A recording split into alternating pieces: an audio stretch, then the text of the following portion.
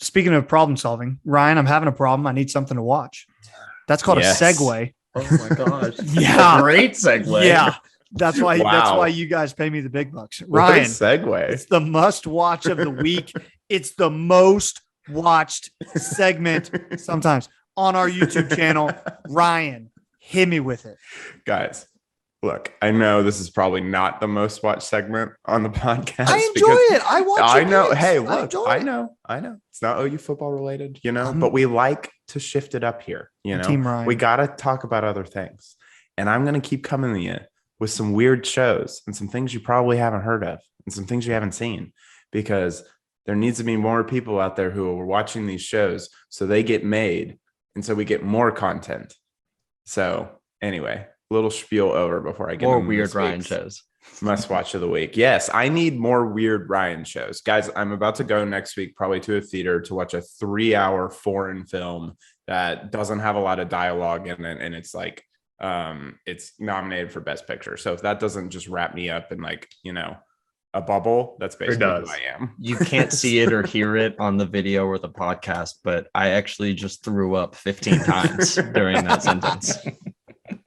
It's just really just, describes me perfectly. Okay, so this watch of the week, we are going to go with a television show on HBO Max. And guys, this one I had never heard of until it popped up on my screen. So it is called The Girl Before, and it was released, I believe, on February 10th, so last Thursday. The full season was released, and here's one of the best parts. The full season is only 4 episodes. It's wonderful. We love a good short mini series. It starts and then it ends real quick. You could watch it in a weekend. You could watch it in a day, probably. I watched it over several That's part days. of the reason you had me with What If, is because it was so short. That's why I was in. This one is like 2 what ifs, but not that bad considering some of the longer television shows that we have. And I mean, my hot take on television shows is most of them are way too long. So I'm always a fan of brevity and tell a concise, compact story with the time that it needs, not anymore. So we love a good 4-episode series. This is a British 4-episode drama, also thriller. And it stars, I'm going to hopefully not screw up the pronouncing these names, but we have Gugu Batha, who you probably know from Loki. She was Ravonna in Loki. She's also in The Morning Show. She's also in a couple other indie movies. She's very, very good. And then you have David Oyelowo, who plays MLK in the 2014 movie Selma, which is one of my favorite movies of that year. Just a really incredible performance by him. So 2 British actors, and the whole cast is British. So what this show is about is it's based on a 2017 novel, and a woman played by Batha moves into kind of a unique, minimalistic London home created by this well-known architect. So the architect only lets certain people live in it. It's got a very low rent, like for the type of home that it is. You wouldn't think the rent would be low, but he has like very strict rules on how you're going to live. And as she kind of begins to understand like what happened in the house before with some of the previous tenants, and as her relationship kind of grows with the architect as well, she finds that there were people living in the house beforehand who have a lot of similarities to her, especially women. So she begins to kind of question if her fate will be similar to the girl who lived there before her, which is why it's called The Girl Before. So a barrier to entry here, I would say. Mark had a question before you go. Mark. Yeah, sorry. Yeah, thanks. I was looking at my outline. Oh, you're good. No, you're fine. So you said that there are weird like rules that he has for her as a tenant. Could you give like an example? I want to know what kind of weird rule we're talking she about. you can't bring in like any like personal items. So there's no like pictures. You can't bring in You can't have like any television in there. You can't bring all your electronics have to be hooked up to this like housekeeper system, which is like the AI of the home. Is one of the rules is it futuristic? Well, the home is a little futuristic, yeah, but it's very like minimalist, made of stone, and it's set in today's time. Though it's stuff that people could do nowadays. Is one of the rules no pedophilia?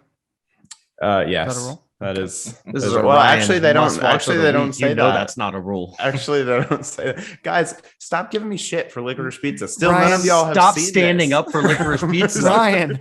Ryan, you nominated just said, for you 3 just Academy said, Awards. Ryan, you just said technically they don't say it. You don't. It doesn't need to be said. It doesn't need to be a rule. You don't need them. Okay, go ahead. Sorry. Anyway, so just like very, very particular rules that you have to live by in this. So barrier entry, I would say, it's only 4 episodes, but it does start a little slow. Like in the first 30 minutes of the first episode, you kind of have to, it starts with like exposition and kind of setting the scene. I will say that the writing is kind of hit or miss with some like pretty like badly written dialogue in certain scenes. So like you'll know what I'm talking about when you watch it, but most of the time you can just get through those scenes and there's something waiting for you better on the other side. Okay, so some of the good stuff here. Bathara and Oyelowo are stellar. So, not really shocking. They're both really, really good actors at very, very high points in their career. I will say the best performance of the show is done by a relative newcomer, Jessica Plummer, who plays kind of the girl before. So I guess a little bit more context to this. This show is kind of played over 2 timelines, one showing the Bathara character and one showing the Jessica Plummer character, who is set 3 years in the past. So you kind of see their interlocking stories and how they are very similar to each other and how they're kind of going down similar paths.